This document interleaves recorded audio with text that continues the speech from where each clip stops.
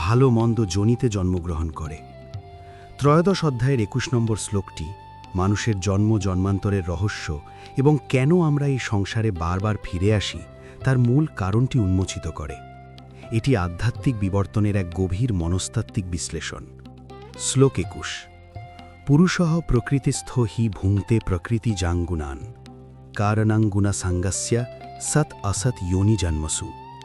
বাংলা অনুবাদ: পুরুষ অর্থাৎ আত্মা যখন প্রকৃতিতে অবস্থিত হন তখনই তিনি প্রকৃতি থেকে উৎপন্ন গুণসমূহ অর্থাৎ সত্ত্ব, রজ এবং তম ভোগ করেন। আর এই গুণসমূহের প্রতি আসক্তি এই পুরুষের সৎ এবং অধমজনিতে জন্মগ্রহণের প্রধান কারণ। আলোচনা: এই শ্লোকটি জীবনের ৩টি গুরুত্বপূর্ণ প্রশ্নের উত্তর দেয়। ১. আমরা কেন ভোগ করি? প্রকৃতিস্থ হি ভুঙ্ক্তে। আত্মা নিজে বিশুদ্ধ এবং মুক্ত, কিন্তু যখন সে নিজেকে এই দেহের সাথে প্রকৃতির সাথে এক করে ফেলে তখন সে প্রকৃতির গুণের জালে আটকে পড়ে। উদাহরণস্বরূপ, যেমন স্বচ্ছ স্ফটিকের সামনে লাল ফুল রাখলে স্ফটিকটিকে লাল দেখায়, তেমনি আত্মা শরীরের সুখে সুখী এবং শরীরের দুঃখে নিজেকে দুঃখী মনে করতে শুরু করে। ২. গুণসঙ্গ। আমাদের পছন্দ, অপছন্দ, অভ্যাস এবং মানসিক গঠন নির্ধারিত হয় ৩টি গুণ দ্বারা। আমরা যদি সবসময় বিষাদ বা আলস্যে অর্থাৎ তমগুণে থাকি অথবা প্রচণ্ড উচ্চাকাঙ্ক্ষায় মত্ত থাকি, তবে আমাদের চেতনা সেই গুণের সাথে একাত্ম হয়ে যায়। ৩. পুনর্জন্মের মূল সূত্র, the cause of rebirth. Krishna এখানে খুব স্পষ্টভাবে বলেছেন যে আমাদের ভাগ্য বা পরবর্তী জন্ম কোনো কাকতালীয় ঘটনা নয়। আমাদের মৃত্যুর সময় আমাদের চিত্তে কোন গুণের প্রাধান্য ছিল এবং আমরা কোন বিষয়ের প্রতি আসক্ত ছিলাম তাই আমাদের পরবর্তী গন্তব্য নির্ধারণ করে। উচ্চতর চিন্তার প্রতি আসক্তি উন্নত জন্ম দেয়, কেবল নিম্নতর ইন্দ্রিয় সুখের আসক্তি অধম যোনিতে টেনে নিয়ে যায়। এই শ্লোকের জীবনমুখী শিক্ষা। এই শ্লোকটি আমাদের সাবধান করে। এটি আমাদের মনে করিয়ে দেয় যে আমাদের বর্তমানের ছোট ছোট আসক্তিগুলো আসলে আমাদের দীর্ঘমেয়াদী ভবিষ্যতের বীজ। আসক্তি থেকে মুক্তি পাওয়াই হল এই চক্র থেকে বের হওয়ার একমাত্র পথ। আত্মার আসল পরিচয়। শ্লোক ২২। এতক্ষণ আমরা জানলাম কিভাবে আত্মা মায়ার জালে আটকে পড়ে। এখন কৃষ্ণ বলবেন যে এই সব কিছুর মাঝেও আমাদের ভেতরে থাকা আত্মা আসলে কতটা মহিমান্বিত এবং স্বাতন্ত্র। ত্রয়োদশ অধ্যায়ের ২২ নম্বর শ্লোকটি আত্মার স্বরূপ বর্ণনার একটি চূড়ান্ত শিখর। আগের শ্লোকে আমরা দেখেছি কিভাবে আত্মা প্রকৃতির গুণের জালে আটকে পড়ে। এই শ্লোকে কৃষ্ণ বলছেন যে সেই বদ্ধ অবস্থার মাঝেও আমাদের ভেতরে থাকা আত্মা আসলে কতটা মহিমান্বিত এবং স্বাতন্ত্র। শ্লোক ২২। উপদ্রষ্টা নুমন্তা চ ভর্তা ভোক্তা মহেশ্বরঃ পরমাত্মতি চাপযুক্তঃ দেহেস্মিন পুরুষঃ পরঃ। বাংলা অনুবাদ: এই দেহের মধ্যেই এক পরম পুরুষ রয়েছেন, যিনি উপদ্রষ্টা, সাক্ষী বা অবজারভার, অনুমন্তা, অনুমতিদাতা বা পারমিটার, ভর্তা, ধারক, ভোক্তা, অনুভবকারী, মহেশ্বর, পরমেশ্বর এবং পরমাত্মা নামে অভিহিত হন। আলোচনা: এই শ্লোকটি আমাদের দেহের ভেতরে থাকা আমির 5টি প্রশাসনিক স্তর ব্যাখ্যা করে। ১. উপদ্রষ্টা। তিনি কেবল দর্শক। যেমন ফুটবল মাঠের রেফারি নিজে খেলেন না কিন্তু সব দেখেন, তেমনি আত্মা আমাদের প্রতিটি কাজ এবং চিন্তা দূর থেকে দেখেন, তিনি নির্লিপ্ত। ২. অনুমন্তা। আমাদের মন যখন কিছু করতে চায় আমাদের ভেতরে সেই পরম সত্তা তাকে অনুমতি দেন। তিনি আমাদের স্বাধীন ইচ্ছায় ফ্রি উইলে হস্তক্ষেপ করেন না, কিন্তু তার অস্তিত্ব ছাড়া কোনো কাজ করা সম্ভব নয়। ৩. ভর্তা এবং ভোক্তা। তিনি এই শরীরকে প্রাণশক্তি দিয়ে ধরে রাখেন, ভর্তা, এবং ইন্দ্রিয়ের মাধ্যমে জগতের রস আস্বাদন করেন, ভোক্তা। ৪. মহেশ্বর এবং পরমাত্মা। কৃষ্ণ এখানে একটি বিপ্লবী কথা বলেছেন। আমাদের এই ছোট্ট শরীরের ভেতরে যিনি আছেন তিনি আসলে এই মহাবিশ্বের অধিপতি বা পরমাত্মা থেকে আলাদা কিছু নন। ক্রিটিক্যাল পয়েন্ট: আমরা মনে করি আমরা কেবল এক টুকরো মাংসের শরীর, কিন্তু কৃষ্ণ বলছেন আমাদের ভেতরেই মহেশ্বর বা পরমেশ্বর বসে আছেন, অর্থাৎ আমাদের প্রকৃত পরিচয় হল আমরা ডিভাইন বা ঈশ্বরীয়। এই শ্লোকের শিক্ষা: যখন আপনার মনে হবে আপনি খুব একা, দুর্বল বা অসহায়, তখন এই শ্লোকটি মনে করবেন। আপনার ভেতরে একজন উপদ্রষ্টা আছেন যিনি সব জানেন এবং একজন মহেশ্বর আছেন যিনি অসীম শক্তির উৎস। নিজেকে শরীর ভাবলে আপনি সীমাবদ্ধ, কিন্তু নিজেকে এই পরম পুরুষ ভাবলে আপনি মুক্ত। পরবর্তী দৃশ্যপট: এই জ্ঞান লাভের ফল। পরের শ্লোকে কৃষ্ণ একটি বিশাল গ্যারেন্টি বা প্রতিশ্রুতি দেবেন। তিনি বলবেন, যিনি এই প্রকৃতি, পুরুষ এবং গুণের রহস্যটি একবার বুঝতে পারেন, তাকে বর্তমানে যাই করুন না কেন তাকে আর কখনো পুনর্জন্ম নিতে হবে না। ত্রয়োদশ অধ্যায়ের 23 নম্বর শ্লোকটি একটি অত্যন্ত শক্তিশালী আশ্বাসবাণী। আগের শ্লোকগুলোতে কৃষ্ণ যে জটিল দার্শনিক তত্ত্ব, প্রকৃতি, পুরুষ, গুণ ব্যাখ্যা করেছেন, এই শ্লোকে তিনি বলছেন যে এই জ্ঞানটি কেবল তাত্ত্বিকভাবে জানলে হবে না, এটি গভীরভাবে উপলব্ধি করলে মানুষের ভাগ্যে কী আমূল পরিবর্তন আসে। শ্লোক 23, য় এবং বেত্তি পুরুষাম প্রকৃতিম চ গুণৈ সহ সর্বথা বর্তমানোপি ন স ভূয়ো ভিজায়তে। বাংলা অনুবাদ, যিনি এইভাবে পুরুষ অর্থাৎ আত্মা, প্রকৃতি এবং প্রকৃতির গুণসমূহকে তত্ত্বগতভাবে জানেন, তিনি বর্তমানে যে অবস্থাতেই থাকুন না কেন সর্বথা বর্তমানোপি, তাকে আর পুনরায় জন্মগ্রহণ ভূয়ো ভিজায়াতে করতে হয় না। আলোচনা: তত্ত্বগতভাবে জানা। এখানে ব্যক্তি বা জানা মানে কেবল শ্লোক মুখস্থ করা নয়। এর অর্থ হল হাড়ে মজ্জায় অনুভব করা যে আমি এই পরিবর্তনশীল শরীর নই, আমি অবিনাশী আত্মা। যখন এই উপলব্ধি ঘটে তখন জাগতিক মায়া বা আসক্তি কর্পূরের মতো উবে যায়। 2, সর্বথা বর্তমানোপি। এই অংশটি অত্যন্ত বৈপ্লবিক। কৃষ্ণ বলছেন, একজন মানুষ বর্তমানে যে কোনো সামাজিক অবস্থায় বা পেশায় থাকতে পারেন। যেমন অর্জুন একজন যোদ্ধা, তার অতীতের কর্ম যাই হোক না কেন, যদি তিনি এই পরম সত্যটিকে হৃদয়ে ধারণ করতে পারেন, তবে তার বর্তমান জীবনই হবে তার শেষ জাগতিক যাত্রা। এটি প্রমাণ করে যে ভুল করার চেয়ে সত্যকে না জানা বেশি বিপজ্জনক। 3, মুক্তি বা পুনর্জন্ম রোধ। কেন তার আর জন্ম হয় না? কারণ জন্ম হয় বাসনা বা কামনা থেকে। যিনি প্রকৃতি এবং পুরুষের পার্থক্য বুঝা গেছেন, তার মনে আর কোনো জাগতিক কামনা অবশিষ্ট থাকে না।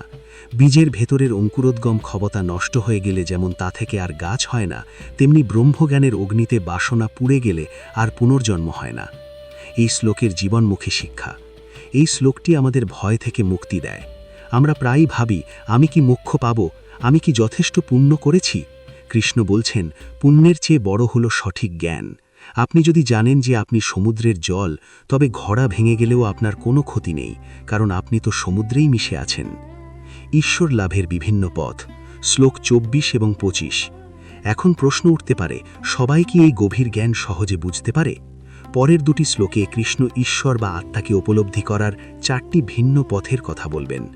1, ধ্যানযোগ, 2, জ্ঞানযোগ, 3, কর্মযোগ, 4, শ্রবণ।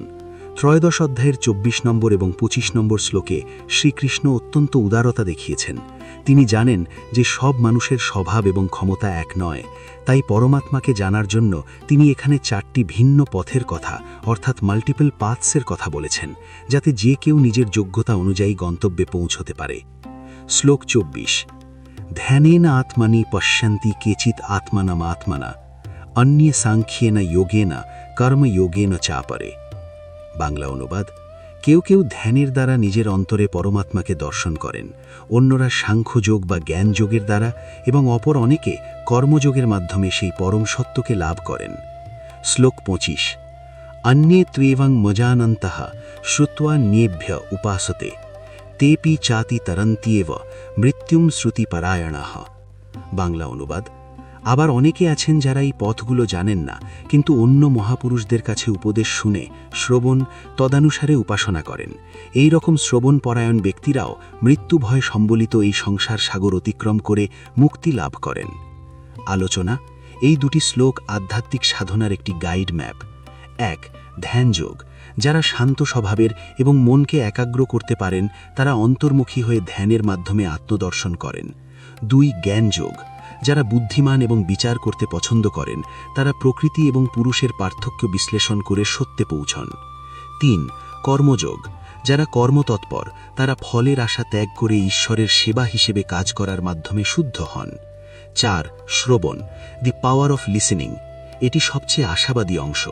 কৃষ্ণ বলছেন, যদি আপনার ধ্যান বা গভীর দর্শন শাস্ত্র পড়ার ক্ষমতা নাও থাকে, তবুও যদি আপনি শ্রদ্ধার সাথে কোনো সদ্গুরুর উপদেশ শোনেন এবং তা পালন করেন, তবে আপনি সমান ফল পাবেন। আন্তরিকতাই হলো আসল চাবিকাঠি। সৃষ্টির মূল রহস্য। শ্লোক 26। এখন কৃষ্ণ এই অধ্যায়ের আলোচনার একদম মূলে ফিরে যাবেন। তিনি দেখাবেন যে এই জগতে স্থাবর বা জঙ্গম যা কিছু সৃষ্টি হচ্ছে আসলে কিভাবে হচ্ছে।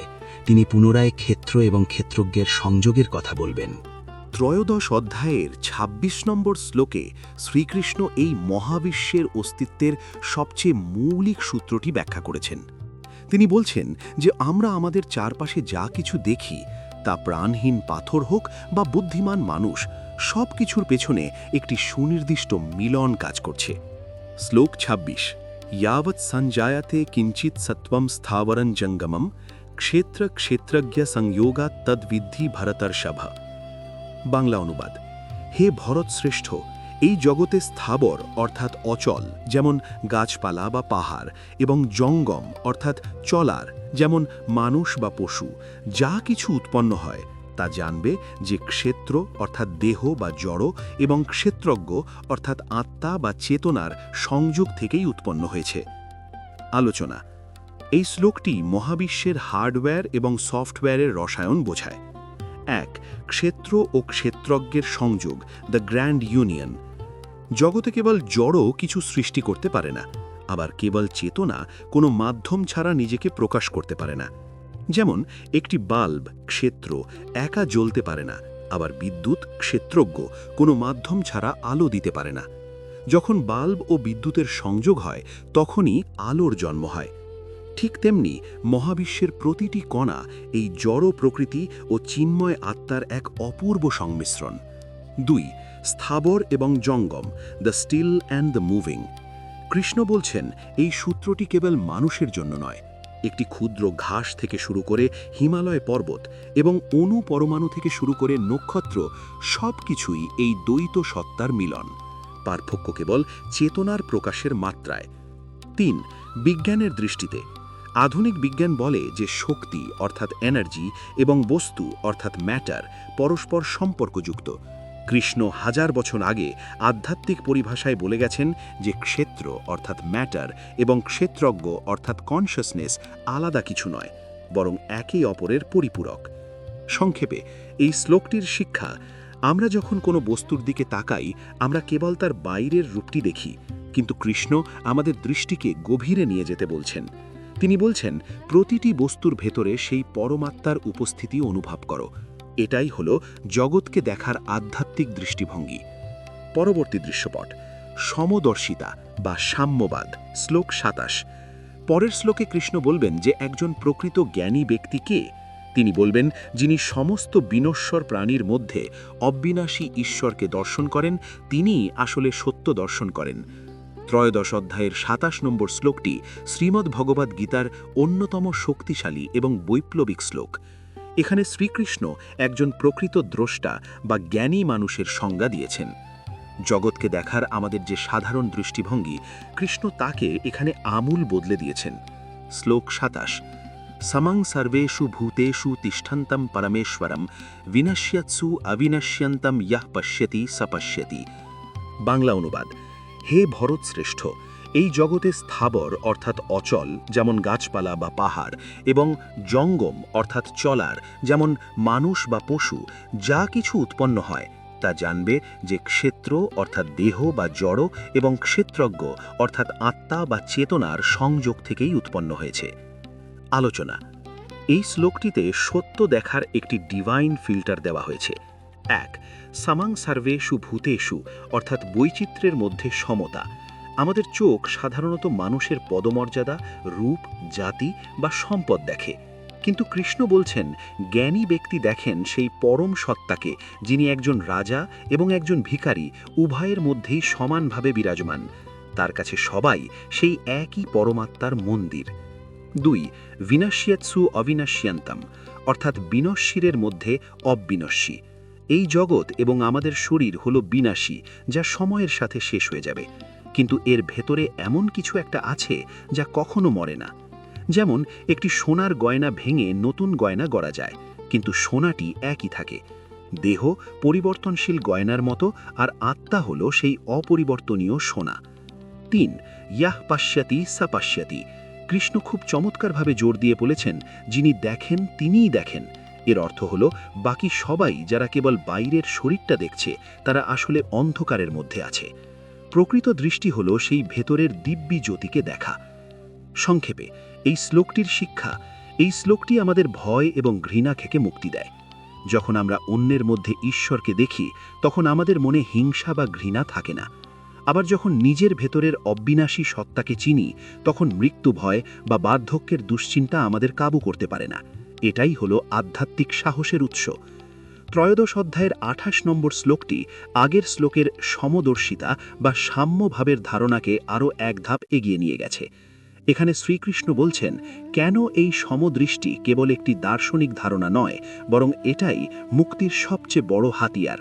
শ্লোক ২৮, সমং পশ্যন হি সর্বত্র সমবস্থিতম ঈশ্বরম ন হিনস্ত্যাত্মনাত্মনম ততো ইয়াতি পরাম গতিম।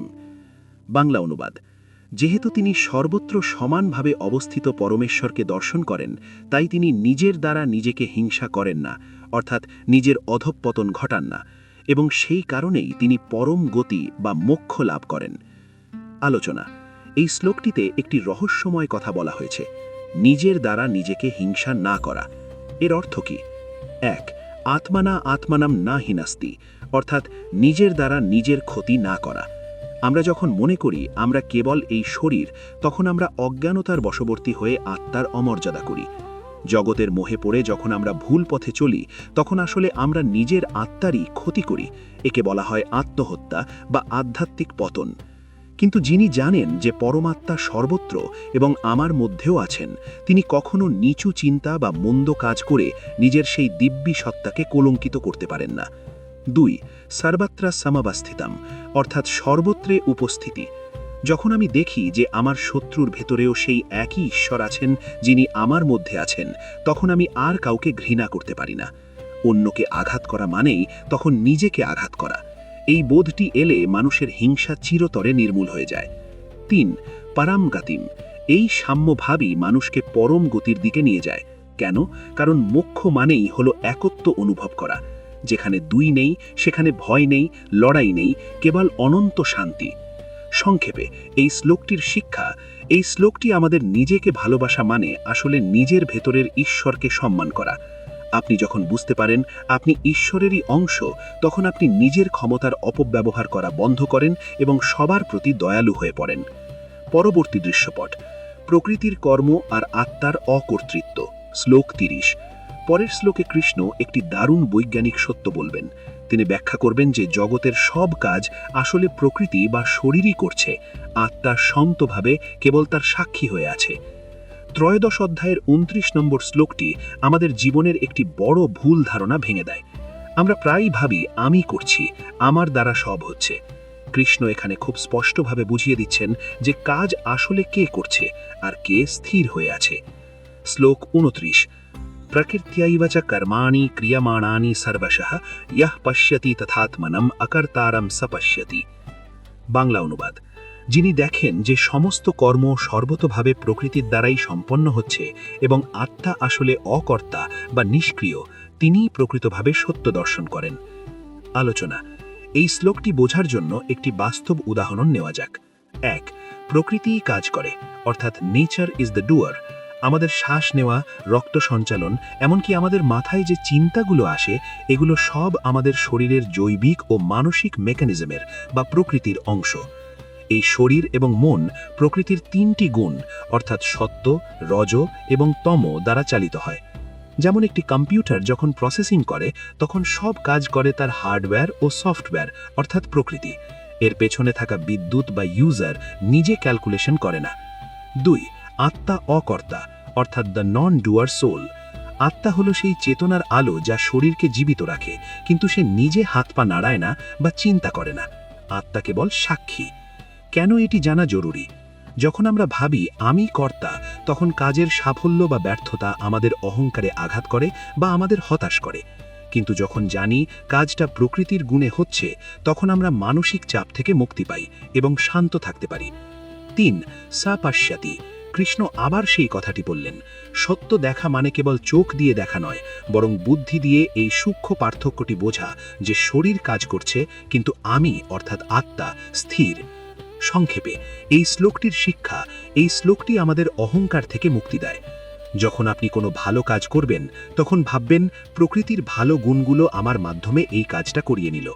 আর যখন ব্যর্থ হবেন তখন ভাববেন এটি প্রকৃতির একটি পরিস্থিতি ছিল। এতে আপনার মনের শান্তি কখনো নষ্ট হবে না। পরবর্তী দৃশ্যপট বহুর মধ্যে এক, শ্লোক 30। পরের শ্লোকে কৃষ্ণ বলবেন, যখন মানুষ এই বৈচিত্র্যময় জগৎকে একটি মূল সত্তার মধ্যে প্রতিষ্ঠিত দেখে তখনই সে ব্রহ্মকে লাভ করে, অর্থাৎ অনেক থেকে একে ফেরার যাত্রা। ত্রয়োদশ অধ্যায়ের 30 নম্বর শ্লোকটি একত্বের দর্শনের একটি চূড়ান্ত বিন্দু। এখানে শ্রীকৃষ্ণ বোঝাচ্ছেন যে জগতের এই যে অগণিত রূপ এবং বৈচিত্র্য, এগুলো আসলে বিচ্ছিন্ন কিছু নয়। যখন আমাদের দৃষ্টি এই বিচ্ছিন্নতা ভেদ করে মূলে পৌঁছায়, তখনই আমরা ব্রহ্মকে অনুভব করতে পারি। শ্লোক 30। यदा भूत पृथग भावम एकस्थम अनुपश्यति तत एव च विस्तारम ब्रह्म सम्पद्यते तदा। বাংলা অনুবাদ: যখন মানুষ বিভিন্ন প্রাণীর পৃথক পৃথক অস্তিত্বকে এক পরম সত্তার বা ব্রহ্মের মধ্যে অবস্থিত দেখে এবং সেই এক থেকেই সমস্ত কিছুর বিস্তার হয়েছে বলে বুঝতে পারে, তখনই সে ব্রহ্মত্ব লাভ করে। আলোচনা বা ক্রিটিক্যাল অ্যানালিসিস। এই শ্লোকটি একটি চমৎকার বৈজ্ঞানিক এবং আধ্যাত্মিক সত্য প্রকাশ করে।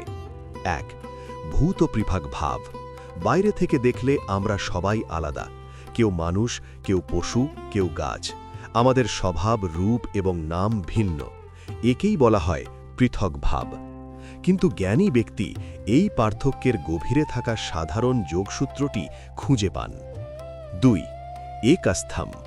যেমন একটি গাছের হাজার হাজার পাতা, ডাল ও ফুল আলাদা মনে হলেও তারা সবাই একটি মাত্র মূল বা কাণ্ডের উপর দাঁড়িয়ে আছে এবং সেই এক থেকেই রস সংগ্রহ করছে। ঠিক তেমনি সমস্ত জীব সেই এক পরম চেতনার বা ব্রহ্মের ওপর আশ্রিত। 3. বিস্তার। যেমন সমুদ্র থেকে কোটি কোটি ঢেউ ওঠে, ঢেউগুলো আলাদা মনে হলেও সেগুলো আসলে সমুদ্রেরই বিস্তার। কৃষ্ণ বলছেন, এই পুরো মহাবিশ্ব আসলে সেই এক ব্রহ্মেরই একটি বিশাল বিস্তার বা প্রজেকশন। 4. ব্রহ্মত্ব লাভ। যিনি এই সত্যটি কেবল মাথায় নয়, হৃদয়ে অনুভব করেন, তিনি আর নিজেকে ক্ষুদ্র এক টুকরো শরীর ভাবেন না, তিনি নিজেকে অসীম ব্রহ্মের অংশ হিসাবে অনুভব করেন। এই সচেতনতাই হল ব্রহ্মপ্রাপ্তি। ইডিশিয়াল ওয়ার্ড। এই শ্লোকটি আমাদের শেখায় বিভেদ ভুলে এক হতে। যখন আপনি জানবেন যে আপনার পাশের মানুষটি এবং আপনি একই উৎসের দুটি আলাদা প্রকাশমাত্র, তখন প্রতিযোগিতার চেয়ে সহযোগিতা এবং ঘৃণার চেয়ে প্রেম বেশি অর্থবহ হয়ে ওঠে। পরবর্তী দৃশ্যপট আত্মা কেন কর্মে লিপ্ত হয় না। শ্লোক 31। এখন প্রশ্ন আসতে পারে, আত্মা যদি দেহের ভেতরেই থাকে তবে দেহের পাপ বা পুণ্য কি আত্মাকে স্পর্শ করে না? পরের শ্লোকে কৃষ্ণ একটি দারুণ উদাহরণের মাধ্যমে বোঝাবেন যে আত্মা শরীরে থাকলেও কেন সে নির্লিপ্ত থাকে। ত্রয়োদশ অধ্যায়ের 31 নম্বর শ্লোকটি একটি অত্যন্ত মৌলিক প্রশ্নের উত্তর দেয়। আত্মা যদি শরীরের ভেতরেই থাকে তবে শরীরের দোষ ত্রুটি বা কর্মের ফল তাকে স্পর্শ করে না কেন? শ্রীকৃষ্ণ এখানে আত্মার অস্পৃশ্য এবং অবিনাশী স্বভাব ব্যাখ্যা করেছেন। শ্লোক 31। अनादित्वान् निर्गुणत्वात् परमात्मायमव्ययः शरीरस्थोऽपि कौन्तेय न करोति न लिप्यते। বাংলা অনুবাদ: হে কৌন্তেয়, অর্জুন, এই পরমাত্মা অনাদি, নির্গুণ এবং অব্যয় বা অক্ষয়, তাই তিনি শরীরে অবস্থিত হওয়া সত্ত্বেও নিজে কিছু করেন না বা অকর্তা এবং কোনো কর্মফলেও লিপ্ত হন না। আলোচনা বা ক্রিটিক্যাল অ্যানালিসিস। এখানে 3টি কারণ দেওয়া হয়েছে কেন আত্মা নির্লিপ্ত থাকে। 1. অনাদিত্বাৎ বা বিগিনিংলেস। আত্মার কোনো শুরু নেই। যা কিছুর শুরু আছে তার পরিবর্তন এবং শেষ আছে, কিন্তু আত্মা যেহেতু শুরুহীন তাই জাগতিক কোনো পরিবর্তন তাকে স্পর্শ করতে পারে না। 2. নির্গুণত্বাৎ বা বিয়ন্ড কোয়ালিটিস। প্রকৃতি 3 গুণে কাজ করে, আত্মা এই গুণের অতীত। কর্ম সবসময় গুণের মাধ্যমে ঘটে, তাই গুণের অতীত হওয়ায় আত্মা নিজে কোনো কর্মের কর্তা নয়। 3. অব্যয়াহা বা ইম্পেরিশেবল। আত্মার ক্ষয় নেই, শরীরের রোগ, শোক বা মৃত্যু দেহের বিনাশ ঘটায়, কিন্তু ভেতরের সেই পরম সত্তা সবসময় পূর্ণ এবং অক্ষয় থাকেন। কেন তিনি লিপ্ত হন না? না লিপ্যাতে। যেমন একজন ব্যক্তি জেলখানায় বন্দী থাকলেও যদি তিনি মানসিকভাবে মুক্ত থাকেন, তবে জেলের নিয়ম তাকে মানসিকভাবে বন্দী করতে পারে না, তেমনি আত্মা শরীরে থাকলেও তার স্বভাব শুদ্ধ। শরীরের ময়লা যেমন সূর্যের আলোকে নোংরা করতে পারে না, শরীরের কর্ম আত্মাকে কলঙ্কিত করতে পারে না। ইডিশিয়াল ওয়ার্ড। এই শ্লোকটি আমাদের শেখায় যে আমাদের মূল সত্তা বা কোর আইডেন্টিটি সব সময় পবিত্র। আমরা হয়তো জীবনে অনেক ভুল করি বা দুঃখ পাই, কিন্তু আমাদের ভেতরের আসল সত্তা, আত্মা, সব সময় স্বচ্ছ আকাশের মতো নির্মল। কোনো জাগতিক গ্লানি আপনাকে ভেতর থেকে নষ্ট করতে পারে না যদি আপনি এই সত্যটি অনুভব করতে পারেন। পরবর্তী দৃশ্যপট। আকাশের উদাহরণ, শ্লোক 32। পরের শ্লোকে কৃষ্ণ একটি চমৎকার উদাহরণ দেবেন। তিনি আকাশ বা মহাশূন্যের সাথে আত্মার তুলনা করে দেখাবেন যে কিভাবে আত্মা সব জায়গায় থেকেও কোনো কিছুর সাথে মিশে যায় না। ত্রয়োদশ অধ্যায়ের 32 নম্বর শ্লোকটি আত্মার নির্লিপ্ততা বোঝানোর জন্য একটি অত্যন্ত বৈজ্ঞানিক এবং চমৎকার উদাহরণ। এখানে শ্রীকৃষ্ণ আকাশ বা স্পেসের উপমা দিয়ে আমাদের মনের সব সংশয় দূর করেছেন। শ্লোক 32। यथा सर्वगतम सौक्ष्म्यात् आकाशम नोपलिप्यते सर्वत्रावस्थितो देहे तथात्मा नोपलिप्यते। বাংলা অনুবাদ।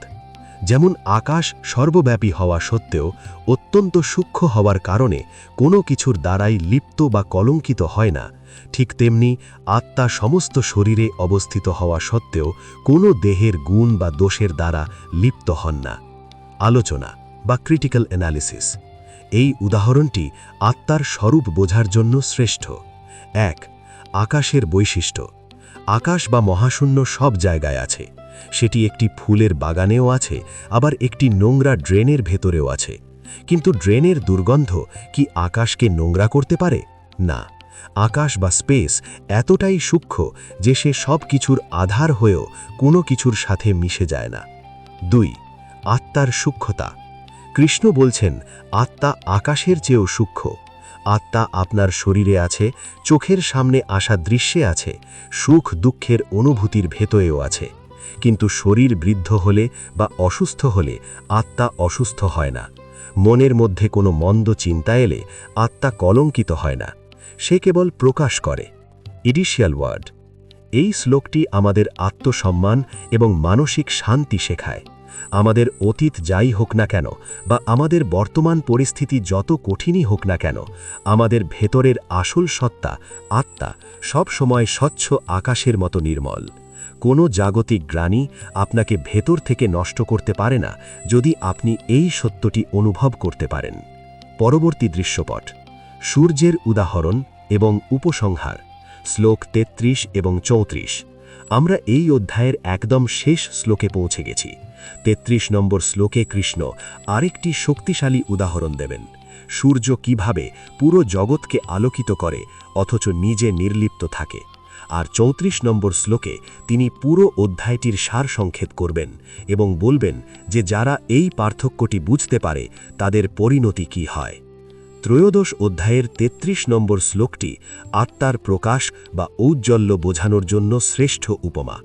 আগের শ্লোকে কৃষ্ণ আকাশের মতো নির্লিপ্ততার কথা বলেছিলেন, আর এখানে তিনি সূর্যের উদাহরণ দিয়ে আত্মার প্রকাশক ক্ষমতা ব্যাখ্যা করছেন। শ্লোক 33। यथा प्रकाशयति एकः कृत्स्नं लोकमिमं रविः क्षेत्रं क्षेत्री तथा कृत्स्नं प्रकाशयति भारत। বাংলা অনুবাদ। হে ভারত, অর্জুন, যেমন একটি মাত্র সূর্য এই সমগ্র জগৎকে আলোকিত করে, ঠিক তেমনি এই দেহের অধিপতি ক্ষেত্রজ্ঞ আত্মা সমগ্র ক্ষেত্রকে চেতনার দ্বারা আলোকিত করেন। আলোচনা বা ক্রিটিক্যাল অ্যানালিসিস। এই শ্লোকটি আত্মার কাজকে খুব সহজ করে দেয়। 1. একাহা রাভিহি। আকাশে সূর্য একটাই, কিন্তু তার আলো কোটি কোটি মাইল দূর পর্যন্ত ছড়িয়ে পড়ে। সূর্য নিজে মাটির সাথে মিশে যায় না, কিন্তু সূর্যের আলো না থাকলে আমরা মাটিকে দেখতে পেতাম না। 2. ক্ষেত্র ও ক্ষেত্রজ্ঞের সম্পর্ক। The illuminator and the illuminated. আমাদের এই দেহ ক্ষেত্র আসলে জড়।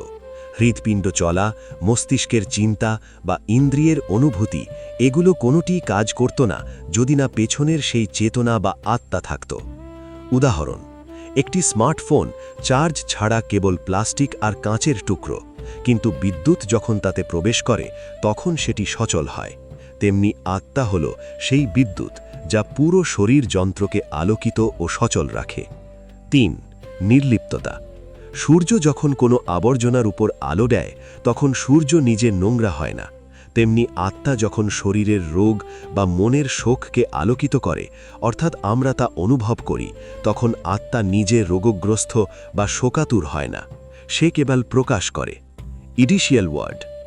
আমরা আমাদের শরীর বা মনের অবস্থা নিয়ে খুব বেশি চিন্তিত হয়ে পড়ি, কিন্তু কৃষ্ণ মনে করিয়ে দিচ্ছেন যে আপনি হলেন সেই আলো, সূর্য, আর আপনার পরিস্থিতি হল সেই আলোকিত বস্তু। আলো যেমন বস্তু থেকে আলাদা, আপনিও আপনার পরিস্থিতি থেকে আলাদা। পরবর্তী দৃশ্যপট, অধ্যায়ের সারসংক্ষেপ এবং মোক্ষ। শ্লোক ৩৪। আমরা এই অধ্যায়ের একদম শেষ শ্লোকে পৌঁছে গেছি। ৩৪ নম্বর শ্লোকে কৃষ্ণ পুরো ক্ষেত্রজ্ঞ বিভাগ যোগের নির্যাস দেবেন এবং বলবেন, যারা এই পার্থক্যটি বুঝতে পারে তাদের পরিণতি কি হয়। আমরা ত্রয়োদশ অধ্যায় বা ক্ষেত্রজ্ঞ বিভাগ যোগের একেবারে শেষ শ্লোকে পৌঁছে গেছি। এই ৩৪ নম্বর শ্লোকটি হল পুরো অধ্যায়ের নির্যাস বা গ্র্যান্ড কনক্লুশন। এখানে শ্রীকৃষ্ণ বলছেন এই জ্ঞান লাভ করার পর একজন মানুষের জীবনে চূড়ান্ত প্রাপ্তি কি হয়। শ্লোক ৩৪। ক্ষেত্রজ্ঞায়ো রেবম অন্তরম জ্ঞানচক্ষুষা ভূত প্রকৃতি মোক্ষম চ ইয়ে বিদুর্যান্তি তে পরম। বাংলা অনুবাদ, যারা জ্ঞানচক্ষুর দ্বারা ক্ষেত্র অর্থাৎ দেহ এবং ক্ষেত্রজ্ঞ অর্থাৎ আত্মার মধ্যকার এই পার্থক্য অর্থাৎ অন্তরম অনুভব করেন এবং প্রাণীদের প্রকৃতি থেকে মুক্তির উপায় জানেন, তারাই সেই পরম গতি অর্থাৎ মোক্ষ লাভ করেন। আলোচনা বা ক্রিটিক্যাল অ্যানালিসিস। এই সমাপ্তি শ্লোকটি ৩টি মূল পয়েন্টে আমাদের পুরো অধ্যায়টি মনে করিয়ে দেয়। ১.